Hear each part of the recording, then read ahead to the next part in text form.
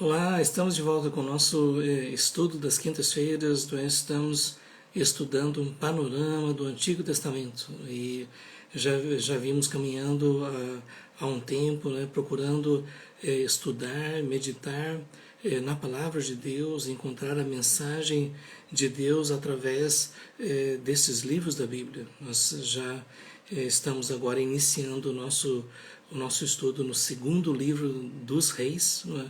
Na história, ele era considerado o quarto livro. Primeiro e segundo Samuel eram considerados o primeiro e segundo livro de Reis. Depois, terceiro e quarto. E hoje, então, nós vamos iniciar, né, esse nosso estudo no segundo livro dos Reis. Nós vamos orar, né? Vamos pedir que Deus esteja nos dirigindo, nos abençoando. O que nós estamos fazendo todas as quintas-feiras é basicamente ler o texto e parar aqui e ali, encontrando lições preciosas para as nossas vidas. Tudo que foi escrito para o nosso ensino foi escrito. Vamos orar então. Pai, obrigado, Senhor, por esse tempo que nós podemos dedicar a Ti. Obrigado por Tua palavra, que sim, é lâmpada para os nossos pés e luz para os nossos caminhos. Nós reconhecemos as nossas limitações, o quanto nós precisamos da Tua graça, da Tua sabedoria, para poder interpretar corretamente a Tua palavra, para poder aplicá-la de forma também correta em nossas vidas. Abençoa, Senhor, cada vida que vai estar acompanhando e outros que ainda assistirão esse vídeo, que o Senhor esteja estendendo a Tua mão para abençoar, dirigir de acordo com a Tua vontade. Aceita, Senhor, a nossa gratidão, o nosso louvor, em nome de Jesus. Amém. Então, gente, nós estamos aqui entrando nesse momento da história de Israel, onde a gente vê a manifestação do poder de Deus de uma forma excepcional. A gente já viu na vida de Elias, né, grandes sinais, e ainda hoje nós vamos ver, né, o finalzinho da vida de Elias e o início do ministério de Eliseu, né, aquele que seguiu, né, depois iria dar continuidade ao ministério do profeta Elias. E o que nós vemos, né, é basicamente uma série de milagres, intervenções especiais de Deus, especialmente nos elementos da natureza. Isso aqui é muito diferente de outros momentos da história de Israel. Inclusive, alguns estudiosos dizem que na Bíblia nós só temos 3 momentos onde o poder de Deus se manifesta de uma forma especial, excepcional.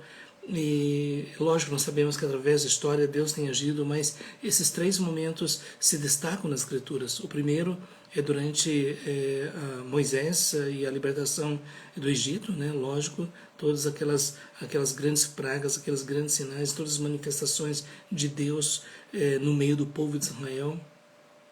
Aqui agora nós temos o período desses profetas, Elias e Eliseu, e depois nós temos o Novo Testamento, o ministério de Jesus e dos apóstolos. Então aí nós temos esses 3 momentos na revelação bíblica que Deus manifestou o seu poder de uma forma muito mais intensa. E antes da gente seguir no texto, eu creio que é importante a gente falar sobre essa questão dos milagres, né? Porque algumas pessoas podem ficar pensando, mas será que nós podemos esperar esse mesmo tipo de manifestação sobrenatural da parte de Deus? E aí as opiniões se dividem, né? Porque alguns dizem, não, isso daqui foi uma coisa muito específica que Deus fez e que não é a forma normal de Deus agir e, portanto, nós não podemos esperar, né, que essas mesmas coisas aconteçam hoje. Já outras pessoas dizem, não, tudo isso está acontecendo, não é? E dizem, o nosso Deus é o Deus de Elias e Deus vai fazer esses sinais e prodígios, e eu creio que essa é uma questão legítima, né, quando nós lemos as Escrituras.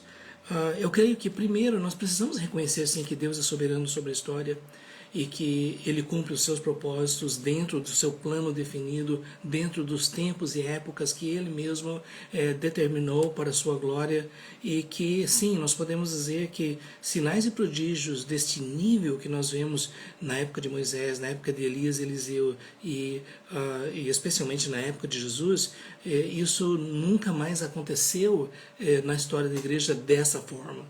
E a gente tem que tomar cuidado, né, com tantas pessoas que reivindicam que são operadores de sinais e prodígios. Agora, ao mesmo tempo, a Bíblia diz sim que nós devemos esperar a intervenção especial de Deus no cumprimento da missão, na proclamação do Evangelho. E a história de 2000 anos de cristianismo mostra um número imenso de testemunhos da intervenção de Deus na forma de sinais e prodígios. E é por isso que eu teria dificuldade, né, de aceitar essa tese de que tudo isso cessou e que agora nós devemos nos conformar com a Bíblia que está em nossas mãos como uma revelação de Deus. Lógico que devemos agradecer a Deus pela revelação que nós temos, mas esta mesma Bíblia mostra que o nosso Deus é o Deus de Abraão, Isaac e Jacó, que é o Deus, né, que criou todas as coisas, que sustenta todas as coisas, que opera pela palavra do seu poder. Então, eu não vejo razões, não é, para você, então, afirmar de que simplesmente isso passou e que a gente não pode mais esperar esse tipo de intervenção especial da parte de Deus. Eu tenho ensinado história da igreja já há um bom tempo, e o que eu posso dizer é que realmente não é comum. Assim, a gente vê testemunhos desses tipos de sinais e prodígios excepcionais. Mas através da história da igreja há diversos testemunhos, sim, da intervenção especial de Deus, inclusive milagres da natureza, intervenções de forma especial, ressurreição de mortos, cura de enfermos, manifestações visíveis nos elementos físicos. Então, é por isso que eu não creio que a gente deva simplesmente dizer nada mais disso acontece. Mas, ao mesmo tempo, nós também devemos dizer que, como mesmo nos tempos bíblicos não era uma coisa que Deus fazia o tempo todo, então nós também não podemos ser levados, né, por pessoas que hoje em dia estão dizendo que Deus está fazendo isso o tempo todo. E, infelizmente, nós estamos vendo hoje um número imenso de mercenários, de enganadores, não é, que abusam da fé das pessoas, prometendo todo tipo de milagres, não é, e muitas vezes com compensação financeira, e nós devemos tomar muito cuidado. Uma coisa que a Bíblia nos diz é que, da mesma forma como Deus opera de forma sobrenatural, existe a realidade espiritual de Satanás e os demônios, e que quando nós estivermos nos aproximando da conclusão da história, haverá uma manifestação muito mais intensa de milagres demoníacos. E o próprio Senhor Jesus nos advertiu em relação a isso, o apóstolo Paulo, o livro de Apocalipse, o texto bíblico nos adverte que vai haver uma intensificação de fenômenos sobrenaturais que vai levar muita gente a aceitar o governo daquele que é chamado de anticristo. A Bíblia não chama, né, esse governante mundial de anticristo, mas é basicamente isso, né, e Apocalipse diz que ele vai operar muitos sinais e as pessoas vão ficar maravilhadas, né, com essa pessoa, e vão dizer, esse é o enviado de Deus, né, e muitos vão abandonar a fé no Evangelho. Então, eu gostaria de deixar nessas considerações rápidas sobre essa questão de milagres, de sinais e prodígios, não é? E eu creio sim que Deus é glorificado quando nós temos a expectativa que Ele intervenha de uma forma especial. E ao mesmo tempo reconhecer que Ele é soberano e que Ele faz todas as coisas, né, dentro do seu propósito para a sua glória. E uma coisa que nós precisamos deixar bem claro aqui é que nem no Velho nem no Novo Testamento nós temos essa ideia de que em qualquer momento que eu quiser e eu disser e determinar e decretar, Deus de alguma forma vai fazer. Esse é um tipo de ensino que nós não encontramos nem no Velho nem no Novo Testamento. Eu não vou aprofundar isso aqui, mas é importante a gente fazer essa consideração. Então, só essas palavras introdutórias, né, sobre essa questão de sinais e prodígios, né, e agora vamos ver alguns desses sinais, né, que Deus operou, né, através de Elias e de Eliseu. Vocês se lembram, né, que o profeta Elias, ele foi usado poderosamente por Deus para manifestar a presença do Senhor, especialmente no Monte Carmelo e com os profetas de Baal, e que Deus fez cair fogo do céu como testemunho físico, literal, para todos os olhos verem, né, que o Deus de Israel é o Deus vivo. Travou um pouquinho.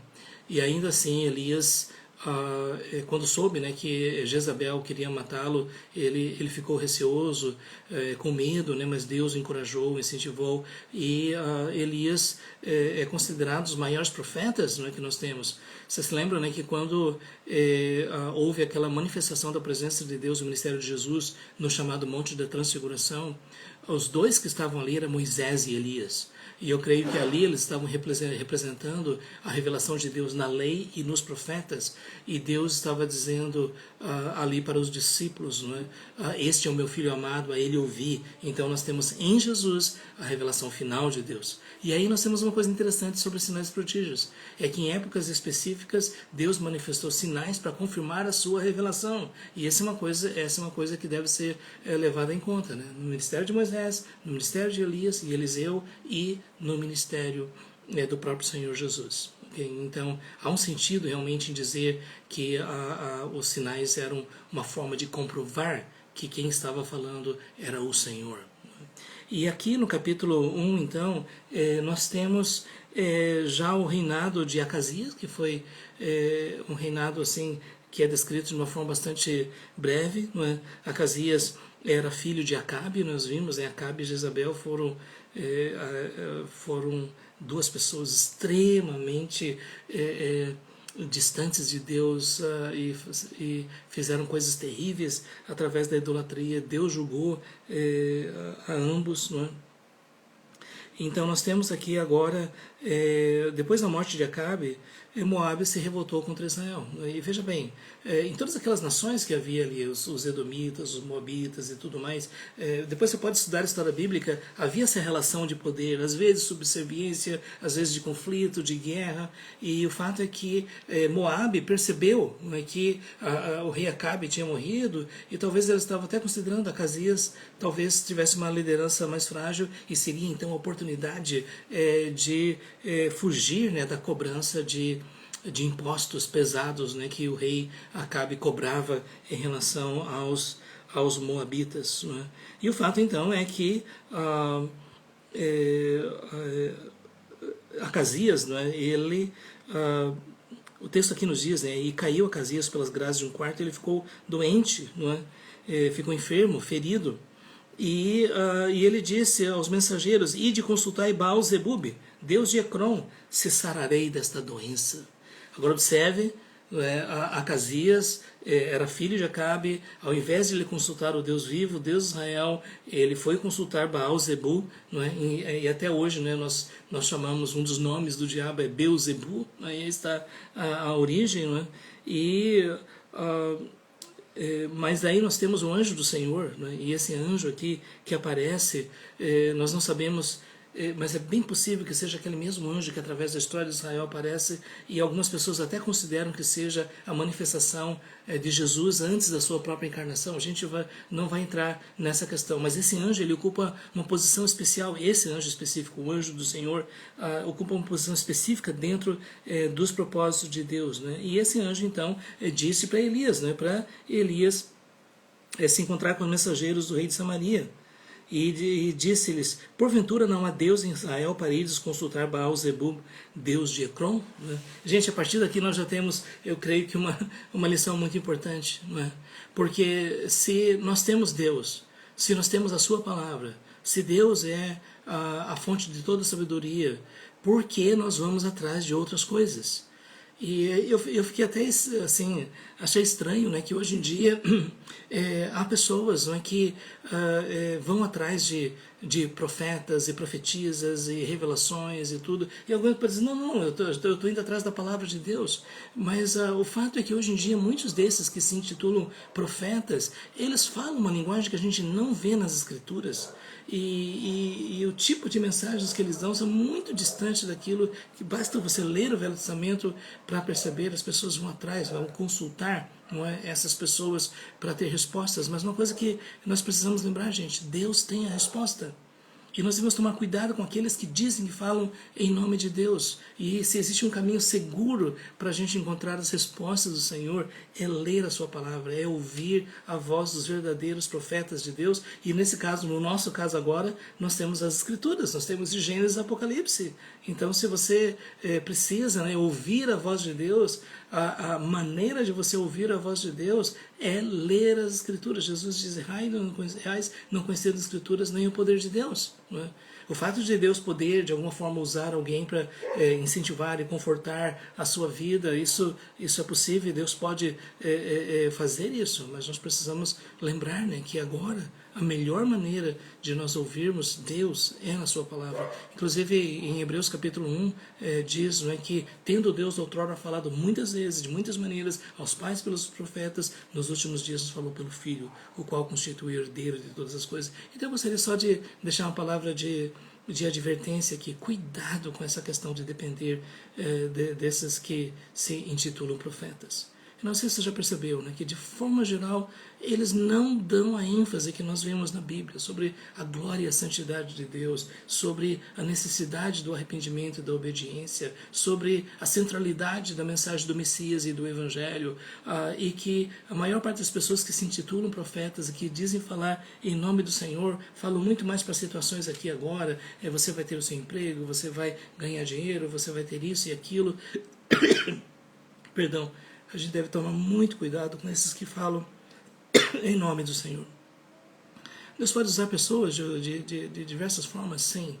Mas eu queria dizer, gente, através desses anos, eu tenho visto como pessoas, até pessoas relativamente inteligentes e maduras, se deixam levar por esses que dizem ser a boca de Deus. E é interessante que, ao mesmo tempo, são as mesmas pessoas que não têm a preocupação de estudar a palavra de Deus. Só uma questão aqui. Isso aqui não é uma aplicação direta, né, porque pessoas não estão consultando Beelzebub, não é? Mas eu diria, né, que quando você está consultando pessoas que simplesmente não demonstram um compromisso verdadeiro com Deus da palavra, então isso deve nos chamar a atenção.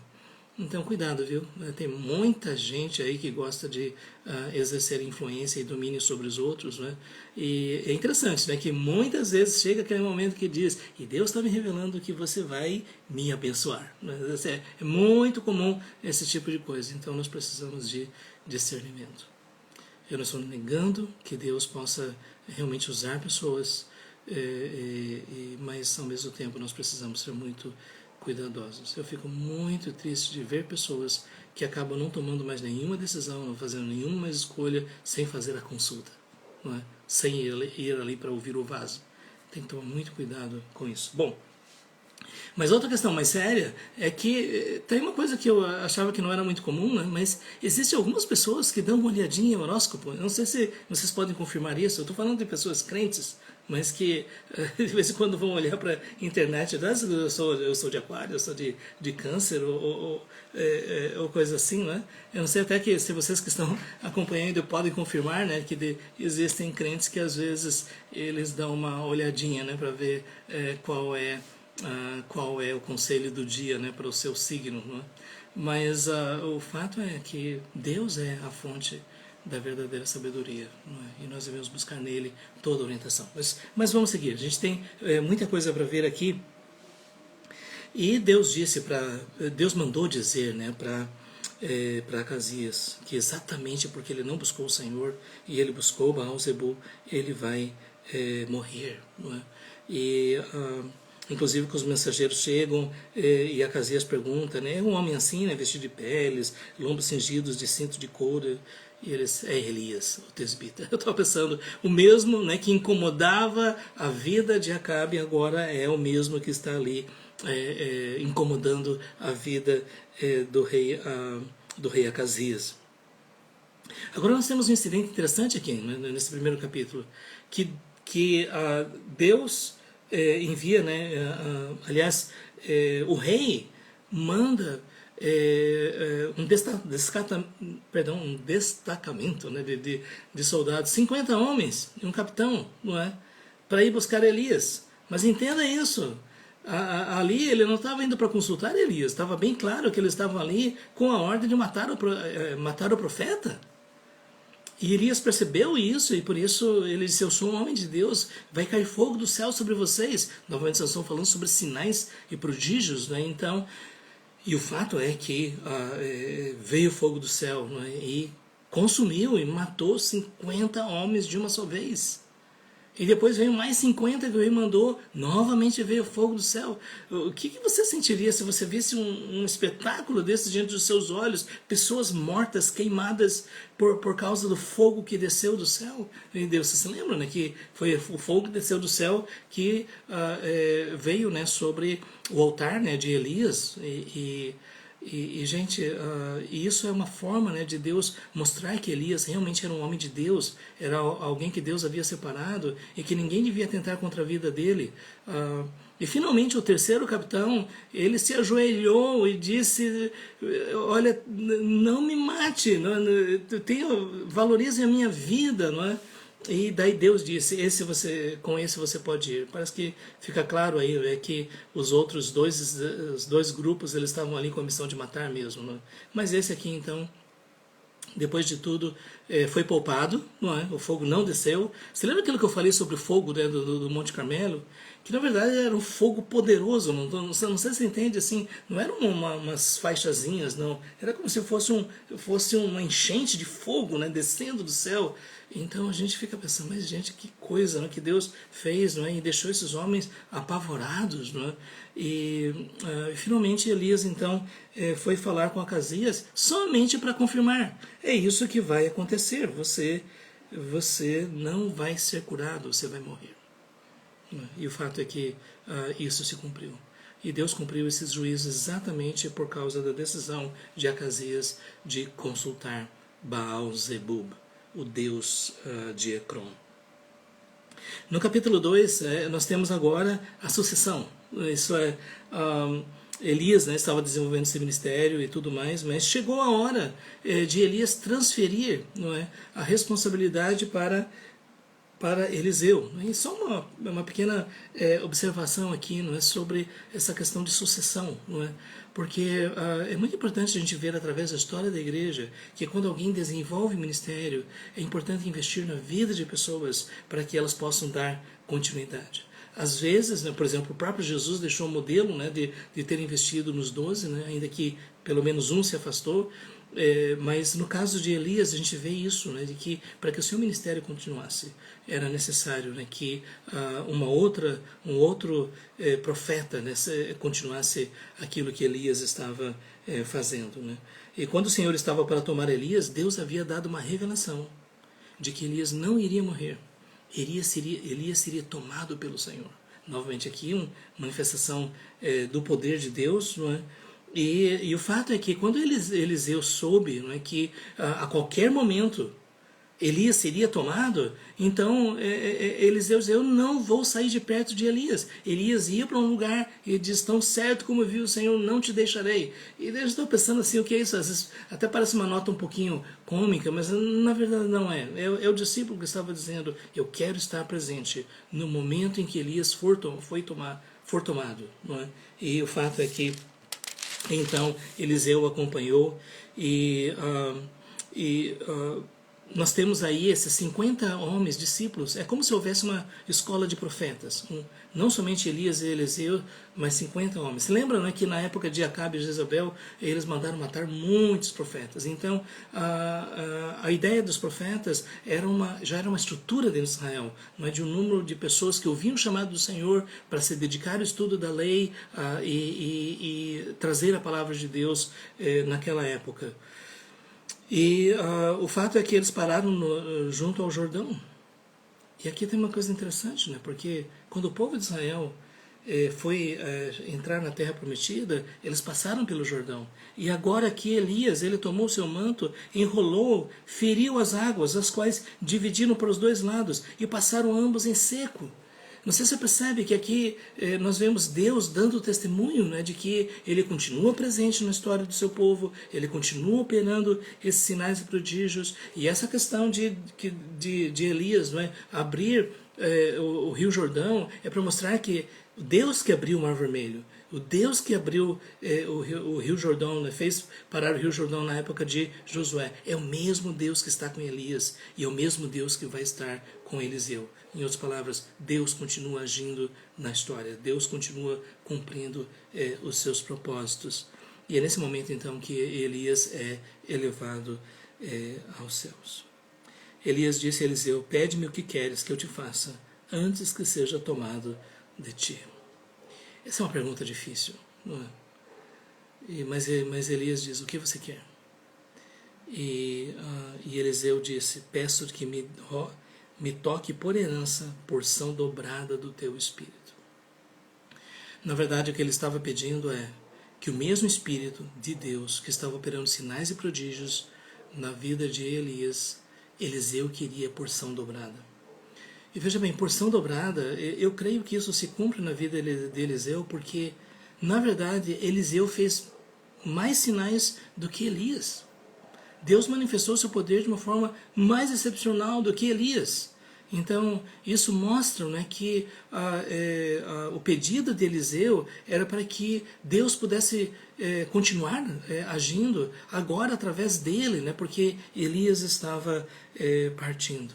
Até uma pequena observação, né, que às vezes, né, quando um ministério se desenvolve durante algum tempo e um líder, né, ele se retira ou já terminou o tempo e vai surgir um novo líder, às vezes vem essa preocupação, né, será que vai ser da mesma forma? Será que Deus vai fazer as mesmas coisas? E aqui está, eu creio que o encorajamento para nós, né, que quando é de Deus, quando Deus coloca uma nova pessoa na liderança, é Ele mesmo que vai capacitar.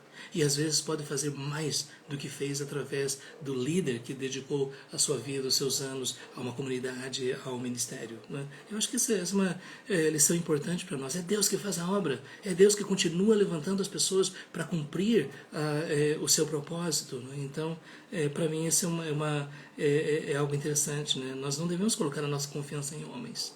Nós devemos colocar a nossa confiança no Senhor, porque é Ele que capacita as pessoas para realizar o ministério, para realizar a missão que Deus deu a cada um. Para mim parece que essa lição é muito clara aqui nesse momento, né?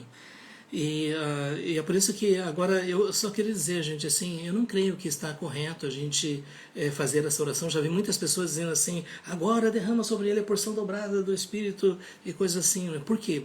Porque na nova aliança o Espírito Santo ele foi derramado sobre a igreja em sua plenitude. No Velho Testamento o Espírito Santo era dado por medida, mas no Novo Testamento o Espírito Santo enche a igreja. E por isso que no Novo Testamento a gente já não vê mais isso que a gente via no Velho Testamento. E então, por isso, eu não creio que está correto você usar essa linguagem. Uma das coisas que eu até tenho dito sobre a questão de oração é que a nossa linguagem precisa ser bíblica. E hoje em dia nós vemos tantas orações que não têm fundamento bíblico, não é? E eu não diria, né, que uma oração como essa, porque aqui foi uma coisa muito específica de Eliseu para Elias, um momento de transição e tudo mais, né? Então não é uma oração padrão que Deus diz, agora eu vou orar para que Deus te dê a porção dobrada, ok? Então é só uma observação, mas eu creio que é importante a gente ter esse critério para que a nossa linguagem, a nossa forma de orar seja realmente moldada pelas Escrituras. Então, só esse detalhe sobre essa questão. E Elias disse, Eliseu, você está pedindo uma coisa difícil? Porque pensa bem, Deus operou de uma forma maravilhosa na vida de Elias, não é? E agora Eliseu disse, eu quero pedir que aquilo que Deus fez na sua vida, que Deus faça 2 vezes mais. Então você está pedindo muita coisa, viu? E o fato é que Elias disse, olha, quando eu for levado, se você me vir, essa vai ser uma confirmação de Deus, de que Deus vai te dar isso que você está pedindo, né?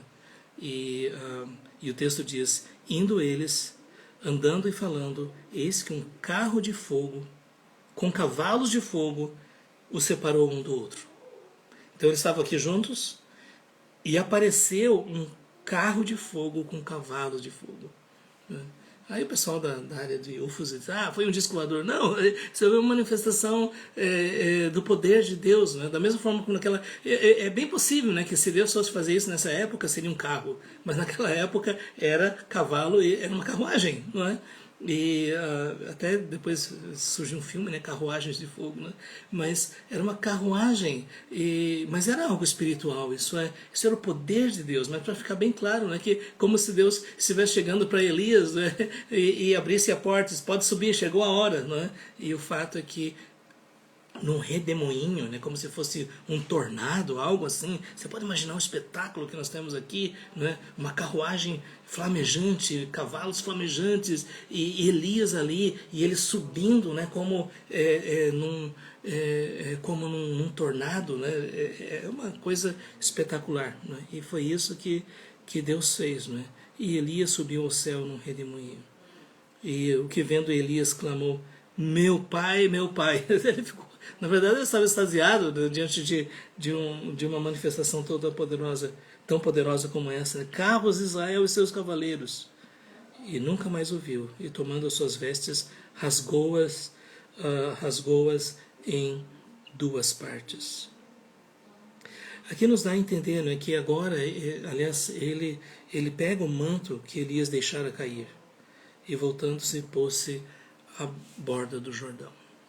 Às vezes eu já vi um desenho, né, da vida de Elias, né, que vai descendo assim o manto, né, mas o fato é que chegou a hora de saber se Deus tinha respondido ou não ao pedido de Eliseu.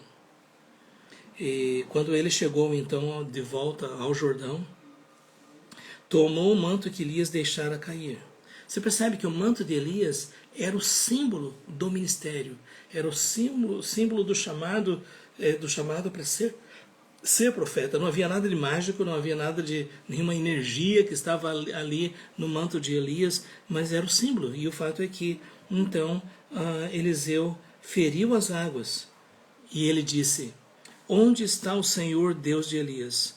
Quando feriu ele as águas, elas se dividiram para um e outro lado, e Eliseu passou.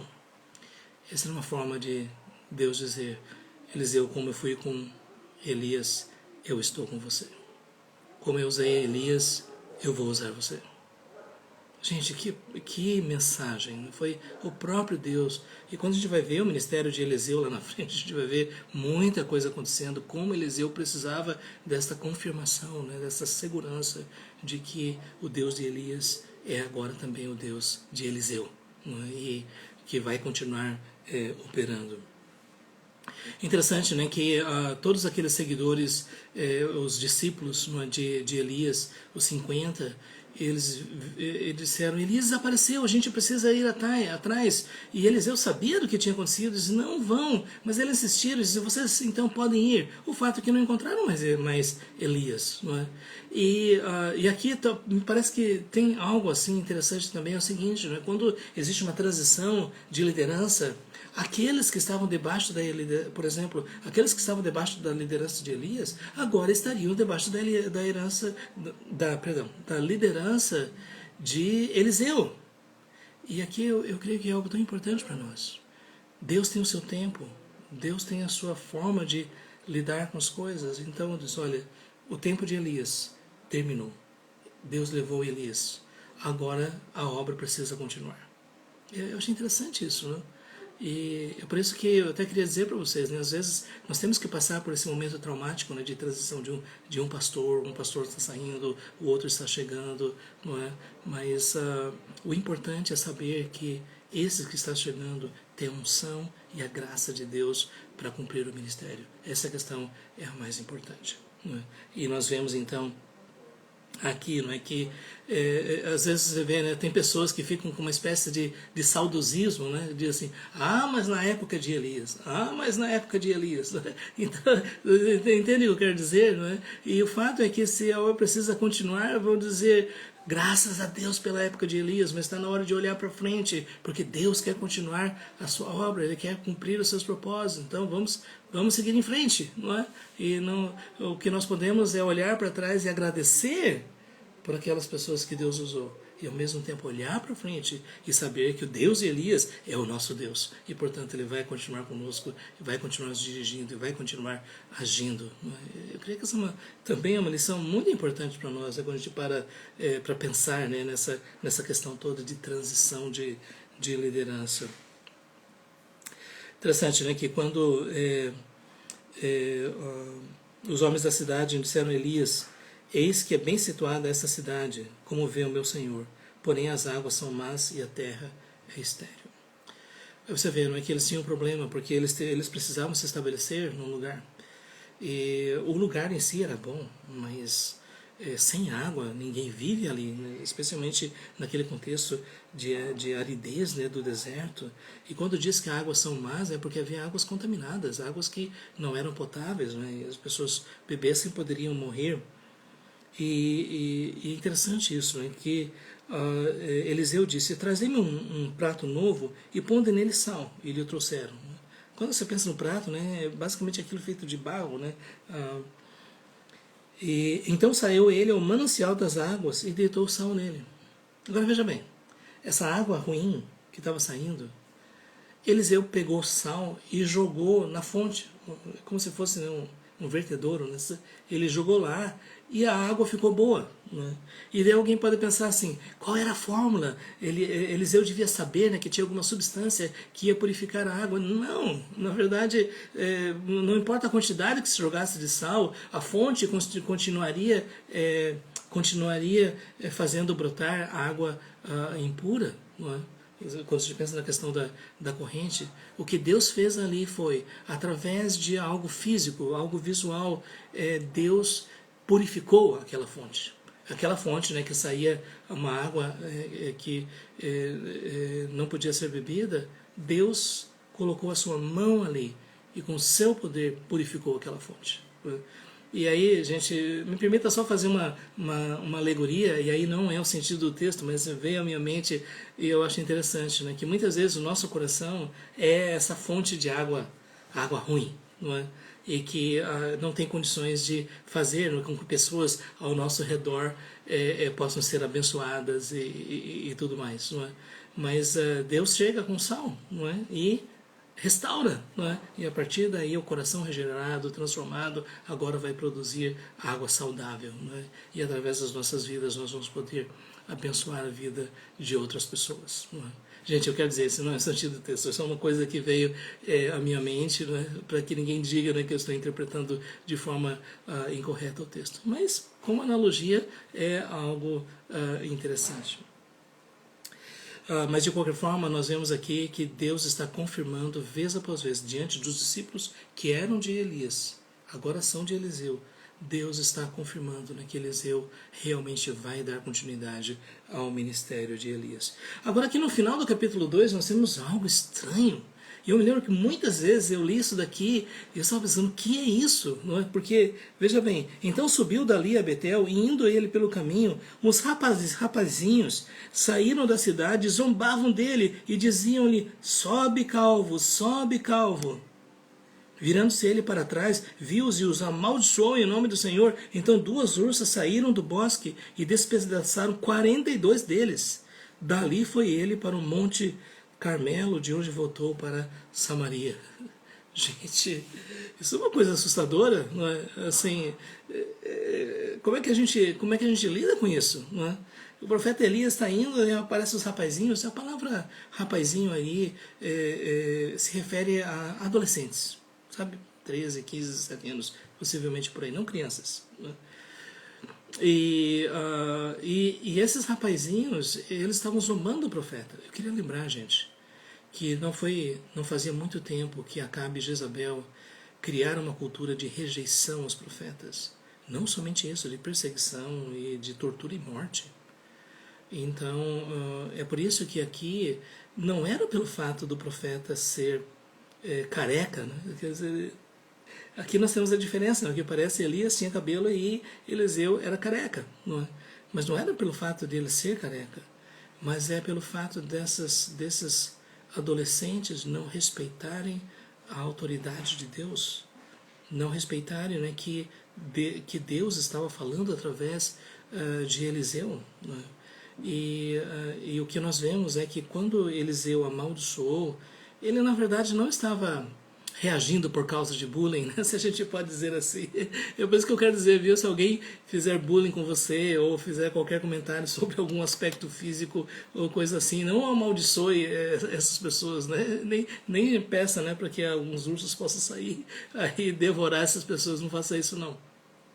Mas algo que eu creio que fica claro aqui é que naquela época, né, em que muitas vezes os profetas não estavam sendo respeitados, não estavam sendo levados a sério, aquilo foi um sinal de Deus para dizer, talvez aquelas pessoas realmente estavam adorando, e era altamente provável isso, né, que os pais desses adolescentes adoravam os diversos deuses, e o que estava ali então não era somente o desprezo por Eliseu, mas era o desprezo pelo Senhor Deus de Israel, que estava no ministério de Eliseu. Então, e é por isso que, para mim, eu vejo isso muito mais como uma manifestação da justiça de Deus, em relação a aquelas pessoas. E lembrando, né, que adolescentes são responsáveis diante de Deus. E Deus pode julgar, sim. Eu só não consigo imaginar o que significa duas ursas. Sabe, né, que duas ursas, né, porque as ursas, quando protegem seus filhotes, são ferozes, né, e como é que essas duas ursas mataram, né, 42 rapazes, né, mas foi isso que aconteceu aqui. Então, me parece que esse princípio que esteve na época, que ficou claro na época de Davi, permanece. Isso é, que você lembra quando Davi disse que não ia tocar no ungido do Senhor? E hoje em dia há líderes que usam isso para amedrontar as pessoas, não nesse sentido, mas de qualquer forma, o profeta do Senhor é aquele que tem a autoridade do Senhor. E é por isso que é preciso ter muito temor de se levantar contra aquele que Deus chamou. Porque ainda que aquele que Deus chamou não possa desejar nenhum mal, não possa, no caso aqui, Eliseu executou, né, a ira e o juízo de Deus, né? Mas ainda assim, se levantar contra alguém, não é, que foi chamado por Deus, isso é uma coisa muito séria. E às vezes Deus pode sim exercer o seu juízo e a sua disciplina. Não é pelo mérito da pessoa, mas é pelo chamado, é pela autoridade que Deus deu. Então eu creio que isso precisa ser levado muito a sério. E eu quero dizer para vocês, se Deus constituiu líderes sobre vocês, respeitem e orem por seus líderes. Sabe que de forma nenhuma vocês sejam instrumentos nas mãos do diabo para trazer o questionamento a respeito da autoridade do líder e coisas assim. Isso é com Deus. Então, eu tô dizendo isso, né, porque hoje em dia nós estamos vivendo uma época anárquica, onde o conceito de autoridade já não é mais levado a sério, mas Deus não abandonou aquilo que Ele mesmo estabeleceu. Hoje em dia nós estamos vendo pessoas, né, que se afrontam os seus líderes, né, como se fossem crianças e simplesmente não demonstram respeito. Isso é uma questão séria, não é? Então, e aí aos líderes, né, eu digo, mas não use essa posição para oprimir as pessoas, né, porque o próprio Pedro diz, né, que vocês não sejam como dominadores, mas como modelos do rebanho. Eu creio que essa questão de autoridade ela precisa ser levada assim, muito a sério. Ok, então tá certo, se alguém que quiser fazer bullying, não peça para Deus mandar nenhuma ursa furiosa, né, para devorar a pessoa, tá bom? Não é por aí, mas aqui nós vemos realmente a manifestação da ira, do juízo de Deus, né, especialmente naquela época de extrema rebelião que prevalecia na terra de Israel. No capítulo 3 nós temos então o início do reinado de Jorão, né? Acabe morreu, né, e Jorão, filho de Acabe, começou a reinar. Então o irmão de Acasias começou a reinar sobre Israel em Samaria, no 18º ano de Josafá, rei de Judá, reinou 12 anos. Você lembra? Josafá estava reinando em Judá, e aqui Jorão começou a reinar.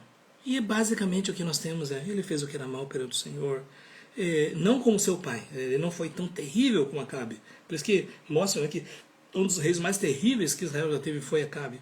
Mas ainda assim ele aderiu aos pecados de Jeroboão, filho de Nebate, o primeiro rei de Israel, do reino do norte, e não se apartou deles. Então é basicamente isso que nós temos. Então Mesa, rei dos Moabitas, era criador de gado e pagava o seu tributo a Israel com 100.000 cordeiros e a lã de 100.000 carneiros. 100.000!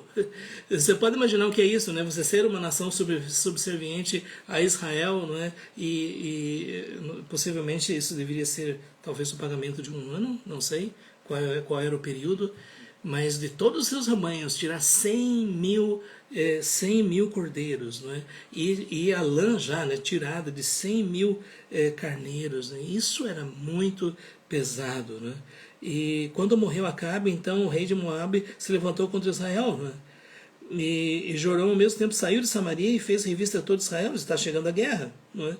E então o rei de Moabe se levantou contra mim, disse Jorão a Josafá.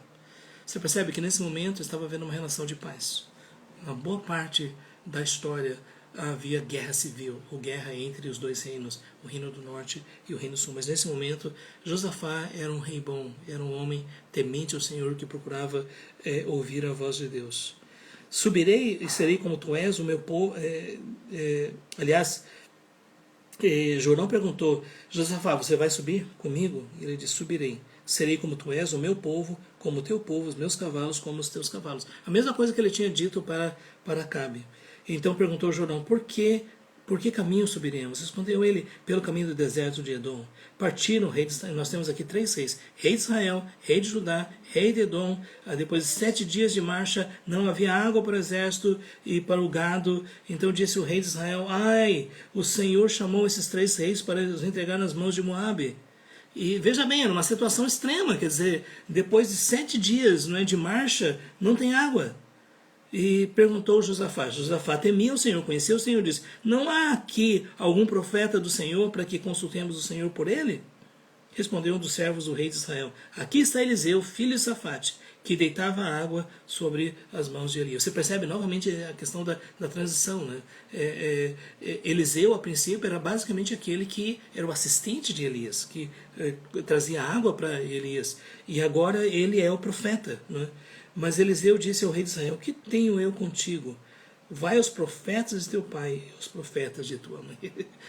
Gente, Eliseu não era... Você percebe, né? Ele tinha um temperamento forte mesmo, não é? Porque ele diz: você vem me consultar? Você confia nos seus profetas, confia aí nos profetas do teu pai? E agora você vem me perguntar?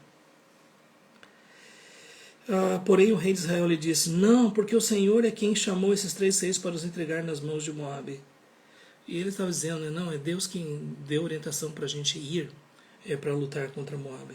Então disse Eliseu: tão certo como vive o Senhor dos Exércitos, em cuja presença estou, se eu não respeitasse a presença de Josafá, rei de Judá, não te daria atenção, nem te contemplaria. Eliseu realmente era uma pessoa de temperamento muito forte. E ele mesmo está dizendo: Jorão, não fosse por Josafá, eu não iria te ouvir. Agora, ora, pois trazei-me um tangedor. Aqui nós temos algo interessante, sobre a manifestação do Espírito de Deus na profecia. Porque você sabe, né, que muitas vezes Davi, né, ele pegava sua harpa, né, ele tocava, e o Espírito de Deus ele se manifestava de uma forma especial. E esse tangedor era um instrumento musical, não é? Como se fosse um instrumento de cordas. Não é? E então Eliseu estava tocando esse tangedor e veio o poder de Deus sobre Eliseu. Então aqui nós vemos que é algo que é a manifestação do Espírito de Deus de uma forma poderosa, uma forma tão poderosa que as pessoas que estavam ao redor perceberam que algo aconteceu em Eliseu. As pessoas viram que ele foi tomado pelo poder de Deus. Isso é uma coisa excepcional. Então disse: assim diz o Senhor, fazei neste vale covas e covas, porque assim diz o Senhor: não sentireis vento, nem vereis chuva, todavia este vale se encherá de tanta água que bebereis vós e o vosso gado e os vossos animais. Veja só, a profecia não é que Deus está dando através de Eliseu, não é? Veja bem, não vai ter chuva, não vai ter tempestade, nada disso, mas a água vai encher tudo, não é? Deus está falando que ele vai operar um sinal, né, através dessa água. E isto ainda é pouco aos olhos do Senhor, de maneira que também entregará Moabe nas vossas mãos. E ferireis todas as cidades fortificadas, todas as cidades principais, e todas as boas árvores cortareis, topareis tapareis todas as fontes de água, danificareis com pedras todos os bons campos. Pela manhã apresentaste oferta de manjares, eis que vinham águas pelo caminho de Edom, e a terra se encheu de água. A gente pode dizer que talvez isso seja aquelas enchentes relâmpago que acontecem no deserto. Não sei se você já viu, né, que às vezes a chuva ela cai lá distante e ela vem, né, como uma torrente, mas aqui fica bem claro que foi Deus que mandou essas águas. Não foi uma tempestade, foi basicamente a água que veio e começou a encher tudo. E a terra se encheu de água para se cumprir a profecia que Deus havia dado através do profeta Eliseu.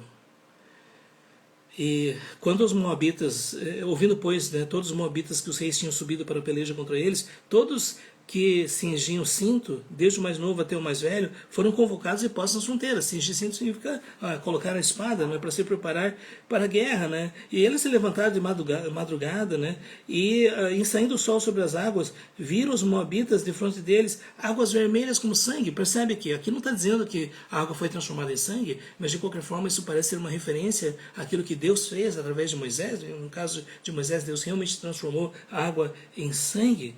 Mas eles pensaram assim, é sangue, certamente os reis se destruíram, vamos lá pegar os despojos. Né? E quando eles chegam lá, o exército todo está pronto e eles são derrotados. Né? E se cumpriu, arrasaram as cidades e tudo mais. Né? E aqui nós temos um incidente chocante. Vendo o rei de Moabe que a peleja prevalecia contra ele, tomou consigo 700 homens que arrancavam a espada para romperem contra o rei de Edom, porém não puderam. Foi uma última tentativa de conseguir vencer, não é? Ou pelo menos fugir. Não é? Então tomou seu filho primogênito, que havia de reinar a seu lugar, e o ofereceu em holocausto sobre o muro, pelo que houve grande ira contra Israel. Por isso se retiraram dali e voltaram para sua própria terra. Aqui nós temos algo, né, que inclusive a história diz, né, que havia esse costume, né, que possivelmente era o deus Cames, deus dos moabitas, né, e havia essa ideia de sacrifício humano. E aqui nós temos, a gente vê o desespero do rei de Moabe, porque ele sacrificou o seu filho, aquele que iria reinar, seu filho primogênito. Você pode imaginar, né, que situação de desespero. Não é? E porque eles tinham essa ideia de que se sacrificassem, os deuses iriam se levantar a favor deles, iria dar para eles a vitória. Mas aqui só registra isso, né, que o rei de Moabe chegou a esse ponto de sacrificar o seu próprio filho primogênito, o seu sucessor ao trono de Moabe, nessa situação extrema. Né? E finalmente eles conseguiram sair, mas a derrota foi muito grande. Isso nos faz pensar, né, como é sério quando as nações elas se dedicam, né, à idolatria, ao pecado, à violência, e Deus manifesta a sua ira e o seu julgamento. E isso também é só um detalhe, né, para a gente concluir. Isso nos faz pensar, né, que hoje em dia o aborto é uma forma de sacrificar crianças, porque mulheres, em nome da liberdade de usar o seu próprio corpo, em nome de buscar o seu sucesso profissional, a sua saúde emocional ou alguma coisa assim, o fato é que hoje estão matando seus próprios filhos. Isso é parecido, né, com a adoração ao deus Moloque. E hoje nós estamos testemunhando a matança de dezenas de milhares de crianças todos os anos em solo brasileiro. E no meu entendimento isso é uma forma de trazer sobre nós a ira e o julgamento de Deus. A própria lei do país diz que isso é um crime contra a vida. E ainda assim nós vemos essa tolerância, né, no fato de... Inclusive, né, algumas pessoas defendem a punição não deve ser tão severa, né? É de 1 a 3 anos de condenação, e que já é pouco, né, porque é um assassinato. E algumas pessoas dizem que seja só 1 ano, não é, porque essas pessoas realmente não estão valorizando a vida humana. E isso nos faz pensar, né, que coisa terrível a gente vê pessoas, né, que têm um entendimento tão equivocado a respeito do relacionamento com Deus, ou pessoas, né, que têm mudando o desrespeito pela vida, não é? E que tiram. Muitas das pessoas dizem que acreditam em Deus, mas dizem: esse feto aqui não passa de um pedaço de carne, parte do meu corpo. Não, é uma vida humana, é uma vida com todo o potencial de se tornar alguém útil, produtivo, que vai servir a Deus. Não é? Então, tirar essa vida é realmente assassinato. Isso é só uma observação, né, quando a gente vê o rei de Moabe sacrificando o seu próprio filho. Agora, a outra questão é que a gente vê, né, hoje em dia muitas pessoas sacrificando o que tem de mais precioso no altar do materialismo, do secularismo, pessoas, né, que sacrificam família, sacrificam esposa, esposos, sacrificam fé e tudo mais. Isso tudo é idolatria. Né? Então é muito importante nós lembrarmos que nós devemos absoluta adoração ao Deus vivo e verdadeiro. Não é? E fugir, né? Como diz o apóstolo João, fujam dos ídolos, não coloquem nada acima de Deus. Deus é o único digno de adoração. Então, gente, nós estamos chegando ao fim, né, do nosso horário, já estamos concluindo aqui, essa é uma nota triste, né, que a gente vê terminando o capítulo 3, mas vamos continuar lendo. Eu queria incentivar vocês que estão nos acompanhando a ler o segundo livro de Reis, meditar, estudar, e vai ser muito útil. Né? E se você deseja fazer alguma pergunta, mesmo aqui na live, você pode fazer. Eu estou observando aqui as mensagens, não é? Então, se você desejar fazer alguma pergunta, fique à vontade, na medida do possível a gente pode responder. E se desejar mandar uma mensagem direta para que eu responda depois, também, né? Pode mandar. Mas, como estamos vendo, né? A palavra de Deus é lâmpada para os nossos pés, é a luz para os nossos caminhos. Tudo que foi escrito para o nosso ensino foi escrito. Que Deus nos fortaleça cada vez mais, meditando na totalidade da sua palavra. Que Deus nos abençoe, que Deus abençoe a sua vida, né? Se Deus quiser, estaremos juntos aí na próxima semana, dando continuidade ao nosso estudo do segundo livro de Reis. Que Deus abençoe a todos. Gente, até o nosso próximo momento. Deus abençoe. É muito bom saber que vocês têm acompanhado. Deus abençoe a todos.